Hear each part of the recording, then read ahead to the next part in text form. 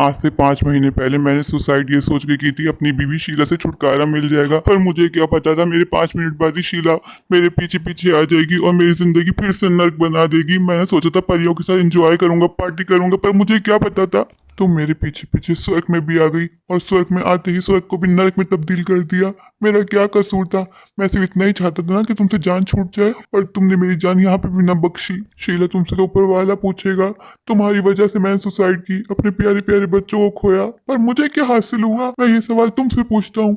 तुम मेरे पीछे पीछे स्वर्ग में क्यों आ गई? क्यों मर गई तुम? अब हमारे बच्चों का ख्याल कौन रखेगा? अब हम दोनों ऊपर आ गए तो वहाँ बच्चों का ख्याल कौन रखेगा? तो तुम्हें बताना चाहिए था ना कि जो तुम खाना खा रहे हो उसमें जहर मिला हुआ है। मैं तो हुई 1 नंबर की भूखा औरत, तुम्हारी प्लेट में बचा हुआ खाना देखा तो सोचा खा लूं, पेट भर जाएगा। मुझे क्या पता उस प्लेट में जहर था। मैं तुम्हारे पास कौन आना चाहता है? तुम्हें लगता है मैं तुम्हें जिंदगी में बर्दाश्त करूंगी? और यहाँ ऊपर भी वो तो मेरी किस्मत ही फूटी थी जब मैंने उस बची हुई प्लेट से खाना खा लिया। अच्छा खासा तुमसे छुटकारा मिल रहा था, अच्छा होता, सुकून आता जिंदगी में, कोई नया लड़का ढूंढती, कोई नया फंसाती, पर मेरा नसीब इतना फूटा कि तुम्हारे पीछे पीछे मैं यहाँ तक आ गई। यही तो मैं तुमसे कहना चाहता हूँ कि तुमने मेरे पीछे दुनिया में तो नहीं छोड़ा और मेरे पीछे पीछे यहाँ तक आ गई तुम। अब मैं तुम्हारे साथ यहाँ नहीं रहूंगा, मैं बता देता हूँ शीला। तुम कहीं और ढूंढो, जाओ यहाँ से। मुझे नहीं रहना तुम्हारे साथ। अभी 2 दिन तो मुझे हुए ही नहीं थे, तीसरे दिन तुम पीछे पीछे आ गई। तुम जब गई थी अस्पताल तो इलाज करवा लेती, बच जाती, लेकिन नहीं, तुमने तो कसम खाई कि मेरा पीछे कहीं भी नहीं छोड़ोगी, चाहे मैं ऊपर ही क्यों ना आ जाऊँ। बहुत बड़ी गलती हो गई मुझसे। मैं खुद जहर खाने के बजाय तुम्हें ही जहर खिला देता। तुम तो 1 नंबर की भूख और आराम से खा भी लेती और मैं भी दुनिया में मजे कर रहा होता। तुम्हें क्या लगता है मैं तुम्हारे पीछे आने के लिए मरी जा रही हूँ? मेरी ही किस्मत फूटी थी जो मेरे माँ बाप ने मेरी शादी तुम्हारे साथ करवा दी, वरना मैं तो अपने क्लास के सबसे हैंडसम लड़के राज से प्यार करती थी। मैंने पापा को बताया था, पर पापा ने मेरी एक ना सुनी और मेरी शादी तुमसे करवा दी। मेरे तो नसीब में तुम लिखे थे। जब आपका नसीब फूटा हो तो आप भी कुछ नहीं कर सकते। और शान, तुम्हें क्या लगता है तुम्हारे 3-4 अफेयर्स चल रहे थे ना, मुझे उन सबके बारे में पता था।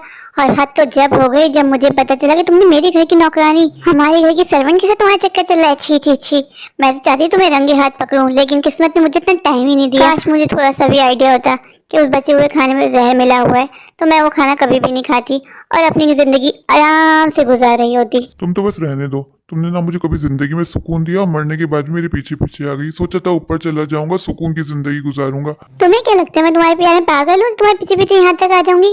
काश कोई मुझे थोड़ा सा बता देता तो आज मैं जिंदा होती, अपने बच्चों के पास होती। मुझे फिक्र इस बात की है कि हमारे पीछे हमारे बच्चों का कौन ख्याल रखेगा। और तुम्हारे सारे के सारे घर वाले कितने लालची हैं, जब उनको पता चलेगा कि हम दोनों अब दुनिया में नहीं रहे, सबके सब हमारे महल जैसे घर पे कब्जा करने की कोशिश करेंगे। रहने दो। तो तुम्हारे घर वाले भी कोई कम लालची नहीं है। मैं कुछ बोल नहीं रहा, इसका मतलब ये नहीं तुम्हारे घर वालों को मैं जानता नहीं हूँ। तुम्हारा बड़ा भाई एकदम लालची इंसान है। तुम अब देखना, सबसे पहले वही कब्जा करने की कोशिश करेगा हमारे महल जैसे घर पे। बस ऊपर वाला मेरे बच्चों की हिफाजत करना, उन जानवरों से महफूज रखना मेरे बच्चों को। मम्मी पापा, अब आप ही आखिरी सहारा हो मेरे बच्चों का। रहने दो बुड्ढा बुढ़िया को, खुद तो संभला जाता नहीं। तुम्हें शर्म नहीं आती शीला, मेरे माँ बाप को बुढ़ा बुढ़िया बोलते हुए? हाँ तो क्या किया आज तक बुड्ढा बुढ़िया ने? हर वक्त बैठ के टीवी देखते रहते हैं, वो संभाल पाएंगे हमारे बच्चों को? शान, तुम देखना इस बुरे वक्त में मेरे ही माँ बाप काम आएंगे। मेरे पापा वैसे बड़े स्मार्ट हैं, देखना मेरे बच्चों को वही संभालेंगे। अब मेरे पापा ही हमारे बच्चों के गार्डियन बनेंगे, देख लेना। तुम बता देती हूँ मैं, मेरे पापा वर्ल्ड के बेस्ट पापा हैं। जिस तरह उन्होंने मेरी अपब्रिंगिंग की है, मुझे पाला पोसा है ना, उस तरह वो मेरे बच्चों की जिम्मेदारी भी जरूर उठाएंगे। मैं जानती हूँ अपने पापा को। सारी की सारी गलती मेरी है। मुझे सुसाइड करने के बारे में सोचना ही नहीं चाहिए था। मैंने कभी नहीं सोचा था मैं सुसाइड करूंगा तो मेरे पीछे पीछे आ जाओगी। जिंदगी में पहली बार तुमने अपनी गलती एक्सेप्ट की। I am so happy, I am so proud of you. अब प्राउड करने का क्या फायदा? तो तुमने पहली बार कोई अच्छा काम किया है, पहली बार अपनी गलती एक्सेप्ट की है। तुम्हारी वजह से मैं आज भुगत रही हूँ, वरना मैं भी जिंदा होती, अपने बच्चों के पास होती। काश तुम वो खाना पूरा ही खा लेते, छोड़ने की जरूरत है। मैं भी भूख हमेशा तुम्हारा बचा हुआ खाना खत्म कर देती हूँ। अगर तुम्हारे माँ बाप ने तुम्हें प्लेट साफ करना सिखाया होता तो आज मैं जिंदा होती। डाल दो सारा ब्लेम मेरे माँ बाप के ऊपर। मैं भी तुम्हारे माँ बाप को बोल सकता हूँ कैसे भुक्कड़ बेटी पैदा किए। अगर तुम्हारी भुक्कड़ वाली आदत ना होती आज तुम जिंदा होती, मेरे बच्चों के पास होती। शीला, तुमने मुझे मरने के बाद भी सुकून नहीं दिया। सोचा था ऊपर जाऊंगा, सुकून की जिंदगी गुजारूंगा।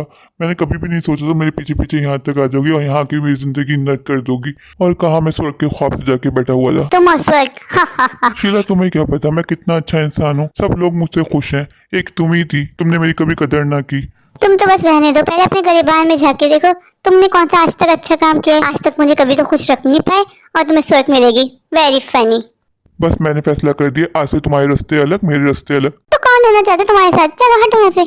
मेरे प्यारे प्यारे व्यूअर्स, अगर आपको मेरी आज की स्टोरी अच्छी लगी हो तो प्लीज मेरे चैनल आशिक के जहां को लाइक कीजिए, अपने दोस्तों के शेयर कीजिए और हाँ, मेरे चैनल आशिक के जहां को सब्सक्राइब करना बिल्कुल मत भूलिएगा। तो अभी जाइए, जाके मेरे चैनल को सब्सक्राइब कर दीजिए। Thank you.